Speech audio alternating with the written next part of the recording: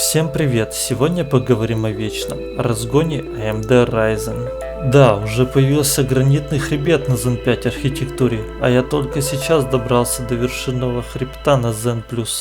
Почему AMD, а не Intel? Все просто. AMD дает возможность разгона даже на самом дешманском чипсете, почти на любом процессоре, а Intel только на камнях с индексом K и на Z чипсетах.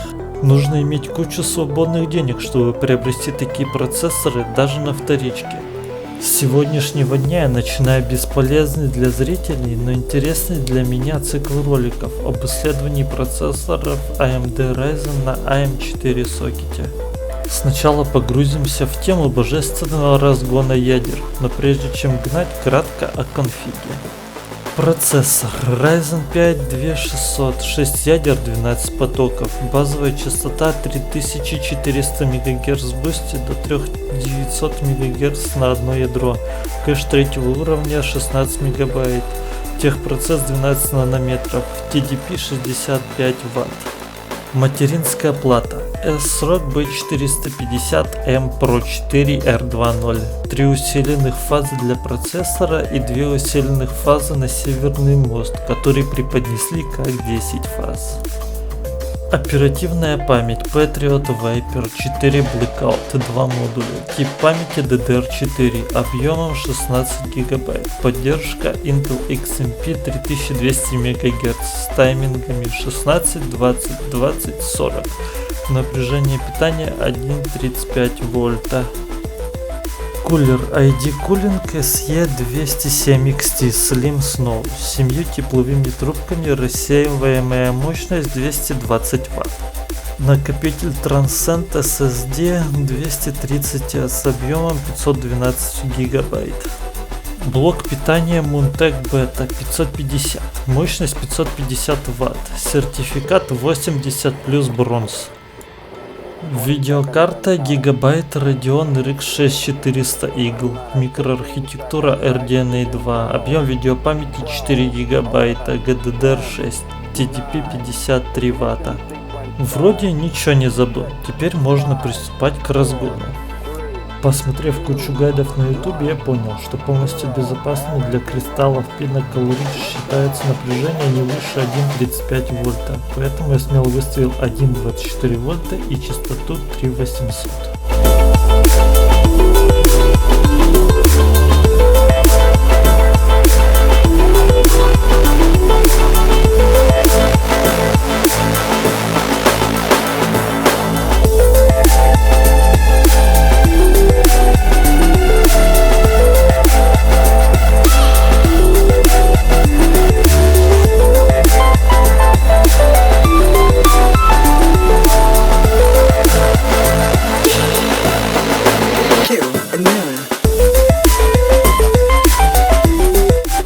Для проверки на стабильность выбрал OCCT, а именно Linpack AMD64. После 15 минут теста каких-то нестабильностей не было, все работало плавно, да и приложения в автозапуске загрузились быстро. Первый блин удался. Но 3800 МГц всего на 200 МГц больше, чем стоковый буст, так что продолжаем гнать. В процессе разгона я уперся в свой психологический барьер в виде 3900 МГц, которые стали стабильны при напряжении 1,27 вольта. После проверки на стабильность я приступил к тестам производительности. В тесте кэша и памяти AIDA 64 переход со стокового буста до 3600 МГц на 3800 МГц дал прибавку в 4% почти по всем показателям. Исключением стала запись для L3 кэша, она получила прирост 7%. Переход с 3800 МГц на 3900 дал прирост в среднем в 2 раза меньше. Можно выделить изменения в копировании L3 кэша, которые можно списать на погрешность. Энергопотребление при таком мизерном приросте увеличилось на 11%. Теперь посмотрим, повторится ли такое в играх. Все тестовые отрезки записывались бандикамом, замеры проводились с помощью CapFrame X без записи геймплея. Разница в производительности указана относительно стоковых значений. Операционная система Windows 10. Начнем с Far Cry 4. Что в стоке, что в разгоне по ядрам, Ryzen 5 2600 проседает ниже 60 FPS. Да, разгон до 3900 МГц дал буст, но только по очень редким событиям, всего 8% разницы.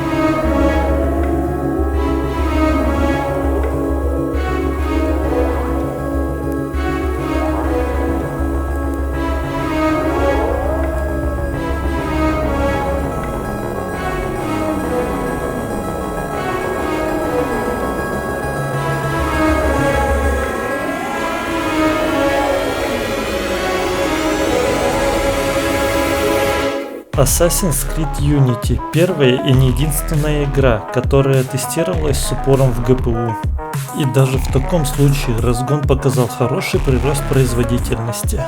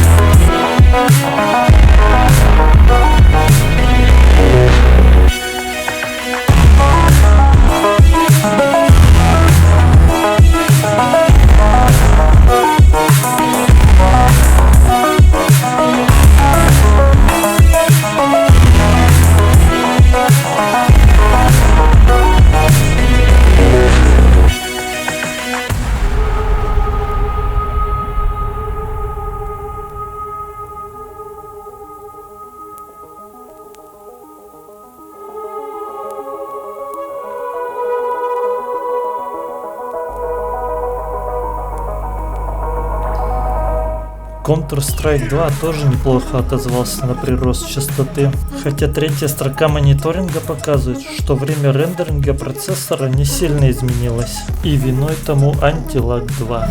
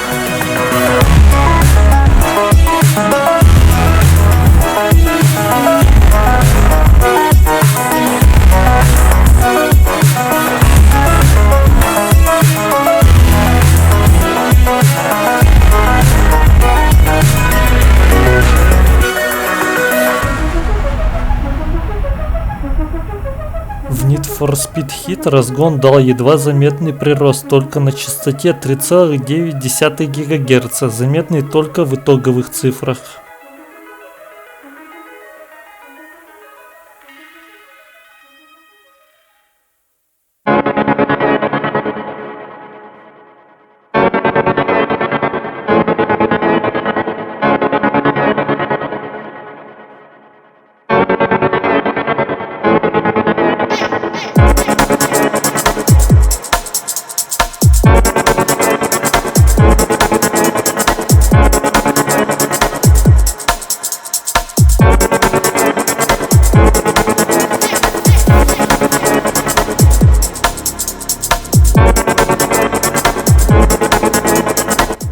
Варе ситуация такая же, как и в НФС.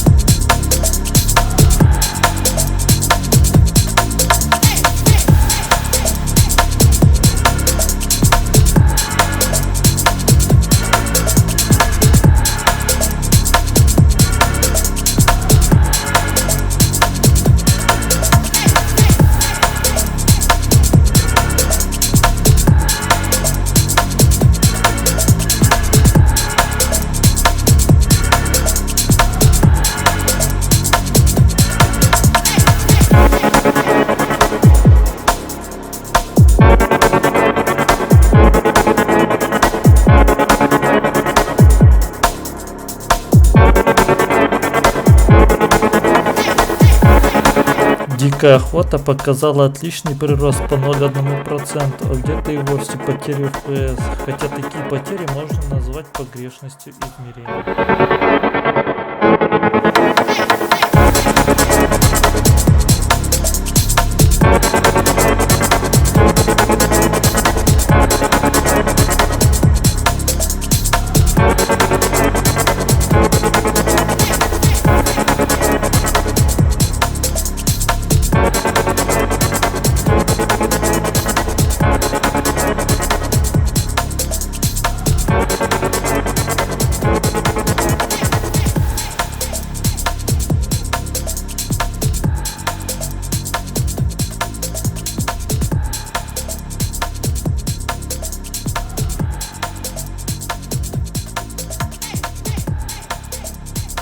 Да, результаты разгона ядер не воодушевляют от слова совсем. Скорее всего, виновата память, которая завелась на жопном камне с частотой 2667 МГц с 20 таймингами, тем самым уменьшив частоту Infinity Fabric, связывающую два чиплета с ядрами, когда необходимая частота ОЗУ 2933 МГц. Но оперативная память — тема для следующего видео. Всем пока!